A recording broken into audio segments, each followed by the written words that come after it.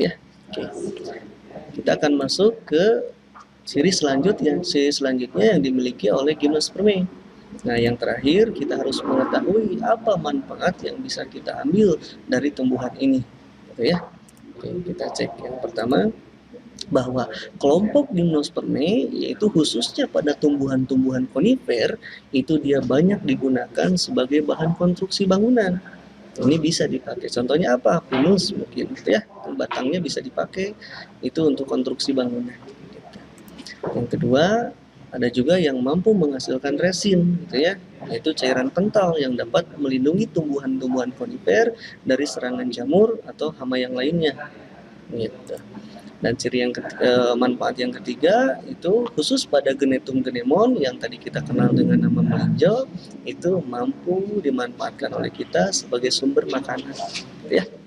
Oke, dan yang terakhir manfaatnya itu khusus pada Cycas rumpi atau Cycas reculata itu bisa dijadikan sebagai tanaman hias, ya, menghiasi taman-taman kita. Oke, itu manfaatnya dari gimnosperme. Ini kelompok pertama pada tumbuhan berpembuluh dan berbiji. Ya. Nah, kelompok keduanya siapa? Kelompok keduanya itu ada yang disebut sebagai angiosperme atau tumbuhan berbiji tertutup. Oke, kita akan bedakan apa bedanya dengan gimnosperme. Oke, yang pertama, jika gimnosperme tadi bahwa dia tidak memiliki bunga sebenarnya dan khusus di angiosperme ini atau tumbuhan berbiji tertutup, ingat bahwa dia sudah memiliki bunga sesungguhnya dan bunga inilah yang dijadikan sebagai organ reproduksinya, gitu ya. Oke, nah dikarenakan dia memiliki bunga, otomatis pasti dia tidak memiliki strobilus, gitu ya, berbeda dengan gimnosperme tadi. Oke, dan ingat yang ketiga bahwa kalau gimnosperme dia penyerbukannya tunggal dan angiosperme di sini penyerbukannya ganda. Berarti ada sperma dengan ovum bergabung. Nah, itu baru satu, yang satu lagi apa yang bergabung? Kita akan cek, gitu ya. Sebab ganda pembuahannya. Oke, kita akan lihat. Oke. Dikarenakan pada semua kelompok angiosperme itu organ reproduksinya berupa bunga, bahwa ingat sama kita di dalam bunga itu ada organ kelamin jantan yang kita sebut sebagai betul ini ya benang sari, ada yang disebut sebagai organ kelamin betina atau kita sebut sebagai putik, ya. Nah, kita akan bahas satu-satu dulu. Nah, khusus pada kelamin jantan itu ada yang disebut sebagai kantung sari, gitu ya, atau kantung serbuk sari. Ini saya perbesar, ini diperbesar jadi ini. Dan di dalam setiap kantung sari ini itu terdapat mikrospora, gitu ya, mikrosporosit, gitu ya, induknya ini. Ya, mikrosporosit itu nanti dia akan membelah menjadi 4 mikrospora. Nah, setiap dari mikrospora ini dia memiliki nukleus dan dia memiliki sel generatif yang nantinya akan membentuk dua sperma. Ingat, membentuk dua sperma dari satu mikrosporofit. Ya. Oke, dan khusus pada putik itu dia ini kalau kita buka dan perbesar maka di dalamnya ada yang disebut sebagai megasporosit. Ini cikal bakalnya, ya. Dia akan membelah menjadi apa? Nih, menjadi sesuatu. Apa sesuatunya? Dia akan berubah menjadi sel antipoda. Yang ini yang di atas ada 3 sel antipoda. Yang di tengahnya ini inti kandung lembaga sekunder atau polar nuklei, gitu ya, ada 2 sel. Yang di tengah ini yang warnanya kuning itu kita sebut sebagai sel telur, dan di samping-sampingnya itu dikenal dengan nama sinergi, gitu ya. Nah, ini dia yang betinanya, yang ini yang jantannya. Oke, selanjutnya seperti apa pembuahannya? Seperti ini, ya. Oke. Nah, ini dia pada organ kelaminnya jantan. Ketika kotak sari ini sudah matang, maka dia otomatis akan melepaskan yang disebut sebagai serbuk sari. Serbuk sari ini dia akan nempel pada siapa tadi? Pada kepala putik. Selanjutnya nanti dia akan membuahi sel telur yang berada di sini. Kan ya? Dia akan masuk spermanya itu ke dalam. Nah, lihat tadi spermanya ada berapa dari satu mikrospora terbentuk 2 sperma, gitu kan ya. Nah, satu sperma akan bergabung dengan sel telur, yang ini satu sperma akan bergabung dengan sel telur, akan membentuk embrio. dan satu sperma lagi akan bergabung dengan ini, gitu ya, inti kandung lembaga sekunder. Jadi apa? Jadi endosperm. Saya ulangi, inti sperma yang pertama bergabung dengan sel telur membentuk apa? Membentuk embrio, dan inti yang kedua akan bergabung dengan ini IKLS atau inti kandung lembaga sekunder yang nantinya akan membentuk endosperm. Nah, ingat gitu ya. Nah, terbentuklah dua dari pembuahannya, maka disebut sebagai pembuahan kan ganda. Dua kali pembuahan gitu ya. Sperma bergabung dengan sel telur, ada juga sperma yang bergabung dengan inti kandung lembaga sekunder. Itu terjadi dua kali pembuahan. Gitu ya. Oke. Itu dari penyerbukannya. Terus selanjutnya ingat, yang membedakan dari gimnosperme, jarak waktu antara penyerbukan sampai pembuahan. Kalau yang ini relatif pendek, kalau gimnosperme panjang, kalau angiosperme lebih pendek, gitu ya. Oke.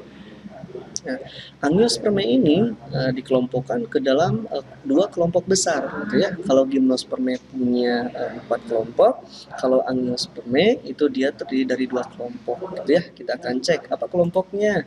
Nah, ini ada kelompok pada angiosperme yang disebut sebagai kelompok monokotil, ada yang disebut sebagai kelompok dikotil. Ini dia dua kelompok yang termasuk ke dalam angiosperme. Saya ulangi, kelompoknya apa yang pertama? Monokotil. Yang kedua siapa? Dikotil. Betul, gitu ya. Oke, apa pembedanya antara monokotil dengan dikotil? Ini bedanya, gitu ya. Oke, kita lihat dulu.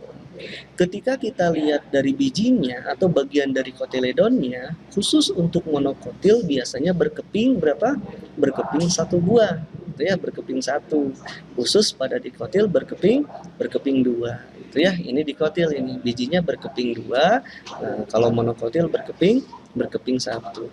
Jika kita lihat dari sistem perakarannya, maka monokotil itu dia serabut, dikotil itu dia tunggang, gitu ya. Jadi kalau kita lihat gambarnya yang seperti ini dikotil, akarnya tunggang seperti itu, gitu ya, gambar tunggang itu. Dan ini dia akar dari tumbuhan monokotil. Ini dia serabut, gitu ya. Dari gambar kita bisa lihat. Oke, kalau kita identifikasi dari kambiumnya, maka umumnya pada tumbuhan monokotil itu dia tidak memiliki kambium. Sedangkan pada tumbuhan dikotil dia berkambium, gitu ya. Ini dia batangnya. Jika kita lihat batangnya, maka ini dia ada kambiumnya melingkar, gitu ya.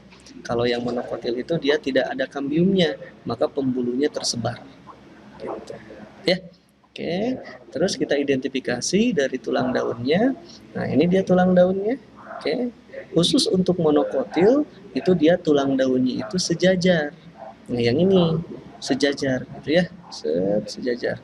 Khusus untuk tumbuhan dikotil dia menyirip atau menjari. Kalau yang menyirip bisa, yang ini menyirip, gitu ya. Ada juga yang menjari, gitu. Kalau dilihat dari tulang daunnya. Gitu. Oke, terus jumlah bagian bunga. Khusus pada kelompok monokotil, bunganya itu dia berkelipatan 3. Apanya? Mahkotanya. Kita lihat, ini mahkotanya. 1, 2, 3, gitu ya. Ini kelipatan 3 pada siapa? Pada monokotil. Tapi khusus pada dikotil itu kelipatan 4 atau kelipatan 5. Yang ini mahkotanya 1, 2, 3, 4 dan 5, gitu ya. Itu yang membedakan kalau kita lihat dari jumlah bagian dari bunganya, gitu ya. Yang selanjutnya, keadaan biji setelah berkecambah. Jika pada tumbuhan monokotil biasanya bijinya itu tetap utuh, gitu ya. Tapi khusus pada dikotil bijinya itu dia terbelah jadi 2, gitu ya. Kalau dia sudah mulai berkecambah, bijinya seperti itu bedanya. Dan kita lihat dari kaliptra, apa itu kaliptra? Ini penutup ujung pada akar. Khusus pada monokotil itu kalipranya ada, gitu ya, atau memiliki atau punya kaliptrogen, gitu ya. Tapi pada dikotil, pada akar-akarnya itu, pada ujung-ujung akarnya itu dia tidak mempunyai kaliptrogen, gitu ya. Itu bedanya. Oke, kita ulangi. Kalau dikotil bijinya berkeping 2, monokotil berkeping 1. Kalau dari akarnya dikotil tunggang, kalau monokotil serabut. Nah, dari batang khusus untuk dikotil dia berkambium, monokotil tidak memiliki kambium. Jika dilihat dari daunnya, dikotil ada yang mirip, ada yang mencari. Kalau monokotil sejajar, gitu ya. Kalau dilihat dari bunganya, mahkota bunga kelipatan pada dikotil berapa? Bisa 4, bisa 5, gitu ya. Kalau yang monokotil kelipatan 3, gitu ya. Ini. Oke, kita lihat sekarang tumbuhannya yang tergolong ke dalam tumbuhan monokotil, kita cek, gitu ya. Nah, ini dia. Ini monokotil semuanya. Ini tumbuhan apa? Coba tahu? Nah, betul. Ini jagung, gitu ya. Yang ini apa? Oke, yang ini padi, gitu ya. Yang ini yang di bawah tebu, betul. Kalau yang ini, oke, ini pohon kelapa, gitu ya. Nah, ini pisang, betul. Pohon pisang. Yang ini, betul juga sama mirip dengan ini, apa namanya ini? Ya, betul ya. Sama ini ini jagung. Ini apa? Padi. Yang ini, oke, betul, tebu. Jagung, mana jagung? Ini, gitu ya. Yang ini, nah, kelapa. Itu contoh kecil yang memang tergolong ke dalam tumbuhan monokotil, gitu ya. Ini tadi sama dengan ini ya, cuma kelapanya kelapa sawit, gitu ya. Oke, kita balik lagi ke atas. Kalau khusus pada dikotil, oke, gambarnya apa? Kita cek contohnya. Nah, ini ada namanya tuh, gitu ya. Yang ini tumbuhan mangga atau pohon mangga, ada durian, ini sukun, gitu ya. Ini contoh ada apel, ada terong, ada alpukat, gitu ya. Ini dia kelompok dikotil, ya. Mungkin sudah kenal ini ya di lapangan seperti ini. Oke, bagus. Nah, itulah perbedaan antara kelompok Angiospermae atau kelompok monokotil dengan dikotil. Bedanya seperti itu, ya. Itu kelompoknya. Dan selanjutnya kita akan cek apa manfaat dari tumbuhan-tumbuhan yang tergolong ke dalam kelompok Angiospermae, ya. Yang pertama, kita cek, manfaat pertama itu ada yang memang bisa dijadikan sebagai bahan pangan. Siapa? Ini yang kita kenal ya, Oryza sativa. Tadi dicontohkan, ini monokotil. Apa ini? Oke, itu ya, padi, itu ya. Ini contoh-contohnya. Oke, ada juga kentang, ada tebu, gitu ya, bisa. Terus ada bahan pangan sebagai sumber protein. Siapa? Kedelai, gitu ya. Oke. Terus ada bahan pangan sebagai sumber lemak. Oke, siapa? Kacang tanah atau kelapa sawit, gitu ya. Oke. Terus ada bahan pangan berupa sayuran yang memberikan sumber vitamin atau mineral. Siapa? Bisa tomat, gitu ya. Oke. Terus ada bahan pangan atau buah-buahan sebagai sumber vitamin dan mineral. Oke, betul. Ada pepaya, ada mangga, gitu ya. Ada jeruk, gitu. Oke, itu sebagai sumber buah-buahan untuk vitamin dan mineral. Oke, dan yang terakhir manfaat dari Angiospermae apa? Bisa dijadikan juga ada banyak yang bisa dipakai sebagai bahan bangunan, gitu ya, atau disebut sebagai Tectona grandis. Ini contohnya yang dikenal dengan nama, oke, betul, pohon jati, gitu ya. Nah, itu saja, gitu ya.